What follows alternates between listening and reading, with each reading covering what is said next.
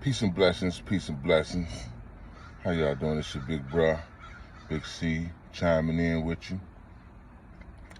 It's a beautiful day out here in the Bay, man. Sitting over here by the airport, San Jose Airport, about to pick up a body part. That's what I do. When on my days off, I go to work still. When I get off work, I go to work. You know, it's all about the hustle. It come from how I was raised, man, how I raised myself to always get some money, stack some money, find it, stack it, try to pay these bills. We should all be doing that, Ain't no time to be hanging around a bunch of niggas and hanging out on no corner nowhere. I try to find a way all day legally without, subjecting myself to any harm, legal harm or anything. I did that for 30 years. It's over with. So, from 20 years, I ain't gonna say 30. 20 years out there in them streets, you know what I'm saying? But I was able to change my life. And this is when God blessed me, I was so thankful for the blessings that, I never looked back, man, But today I want to talk about man babies, man. Man babies. Big ass men, it's babies.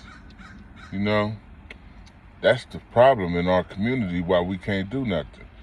Niggas is bitch made, And that's like, when we got a problem with following trends and shit. What's the trend? What we doing? Nah, man. I'm an individual. I stay to myself. I got folks that I deal with, but most of all, I'm to myself 99% of the time. But we follow these trends, man, and the trend is these men that haven't grown up, influencing each other and egging each other on to continue in this quagmire and lost state. Now, I don't blame the babies. When you was raised the way you was raised in this society, this country, it was a disconnect from the from adulthood when the crack gang came in. That killed the adulthood. The kids had to become adults and help grandma pay them bills because auntie and uncle them was on dope. And when grandma lost the house, auntie and uncle them, they went so far in some instances to sell the house for a kilo of cocaine. A $500,000 house, $800,000 house. They sell that motherfucker for a brick and smoke, And they didn't raise their children. They was out there giving blowjobs for rocks and shit. And breaking in houses and stealing people's fence, being cat burglars and shit.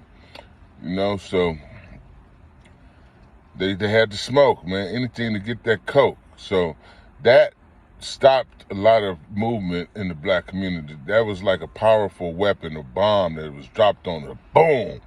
Fucked us up. So we had to take, my generation, which I was right up under them, so we had to go out there and a lot of us, the reason we got into selling dope is because somebody we knew, our uncles or aunties or something like that, our parents was like, that you make a lot of money and you go get you an 8-ball and you come up and, you double that and make some double ups and you come up. Buy some double ups, and them motherfuckers just wanted somebody that had his coke nearby, So we went through the fadangling. If you was in the game, man, I'm not sure you got your shoes took off while you was asleep, and all the money up under your soles stole from you, or your pockets slit with razor blades, and your stash, your bundle stole. You know what I'm saying? So a lot of that shit happened, man. And that was like a nuclear bomb in the black community, because now the people who came after us, you know, a lot of them was addicted to drugs because their moms was on drugs. A lot of them was, you know, stuff. We pass down things in energy in our DNA, man. You know, so a lot of the nervousness and trauma, all that shit, all the way from slavery. You know, especially with the crack generation, it was like, it was a lot of trauma, man, a lot of death and shit like that. So we passed that on. We showed, you know, you show your kids how to be. And a lot of them, people, we didn't have them strong grandmamas with morals and principles and ethics and going to church and spiritually grounded people, the proud people, strong people. Y'all didn't have the grandmamas that we had. And then my grandma, my mama, them, grandmamas, them, they was like 2-3 generations from slavery. So these was proud black people that you represented grandma's house when you went outside. They ain't got these grandmas no more. They ain't got these fathers no more that worked at the factory and was a hard-working man and wore a hat, smoked a cigar, and didn't play no bullshit. You know, now they looking up to people who was less disciplined, less mature, less grounded in spirituality, less everything, and they didn't teach. Some didn't even raise the kids, so some didn't teach them nothing. So them kids that was born in the crack era is out here losing their mind, going crazy, walking down the street, twisting their hair with the pants hanging down. Some of them got this whole zipper open, or pants unbuttoned. Just all you see is just drawers and dusty. You know what I'm saying? You know, some of these youngsters, you know, they didn't came up on some licks and shit, so they wouldn't have spent all their money on designer shit. You know, they lick masters. You know, they still grinding in some places. You know, but they don't have a clue of what manhood is, and they don't have the faculties, the emotional intelligence. They don't have the impulse control. They don't have the morals and principles of a decent human being. So they handle their life, you know, with the best tools that they know how, and that's what they follow everybody else. And what we see is on these videos, everybody promoting gangster, thug, killer, stepper, you know what I'm saying? And that shit is a fantasy. I mean, you could kill somebody, you know, anybody could do that. Just like you could jump off a motherfucking roof, a high-rise building. Anybody could just go do that, but it's gonna be consequences to both of them, you know? So these niggas just jumping off roofs, you know, throwing their life away.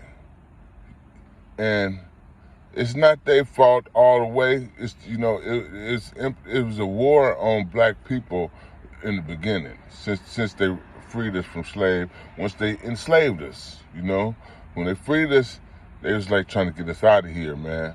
So it's unethical, and it's like it'll be a genocide.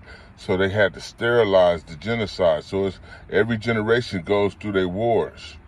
Now they warn on us with the drugs.